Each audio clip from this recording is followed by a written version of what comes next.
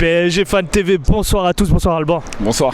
Alors ce soir, grande soirée, importante. Alors on était à 3-2, on commençait un petit peu à craindre vu les blessures, les sorties sur blessures et les changements qu'il y a eu. Mais il y a eu un joueur de Bondy, venant de Bondy et qui marque ce but dans les arrêts de jeu. Je sais que tu l'apprécies beaucoup, qu'est-ce que tu peux dire de plus sur ce joueur? Le gamin en or, tu vois.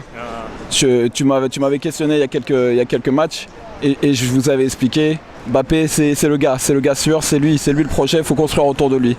Tu vois, même quand on est au fond du trou, parce que putain on mène 2-0, ouais, on se fait remonter à la mi-temps, tu pars à 2-2 et en deuxième mi-temps t'as plus rien. Heureusement Danilo bien, très bien, il nous remet.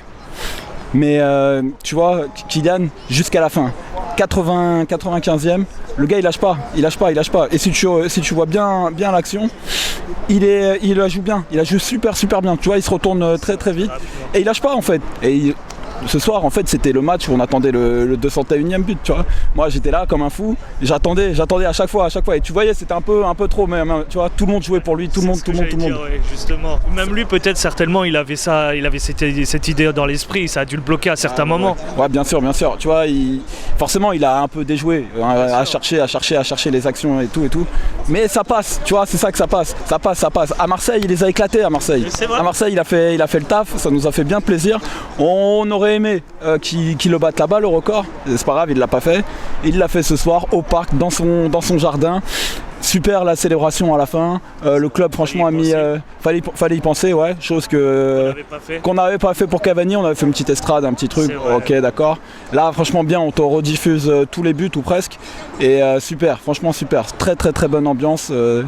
C'est très confiant pour mercredi. C'est ce que j'allais te poser la question, c'est bien. Ouais. Et alors, pour face à Munich, c'est important. Déjà qu'il marque ce but, peut-être que déjà ça va le libérer, certainement. Face à Munich, comment tu le ressens, toi? Moi, comment je le ressens, c'est que devant, je me fais pas de soucis avec les deux, avec Messi. Donc ça va super bien combiner. Alors, quelle est ton inquiétude? L'inquiétude, ça va être plutôt le milieu et plutôt la défense. On a vu un peu les faiblesses. Là, ce soir, on perd Mukiele, Marquinhos. Donc couloir droit ça va être chaud parce que on n'a pas de nouvelles, j'ai pas de nouvelles encore sur Hakimi.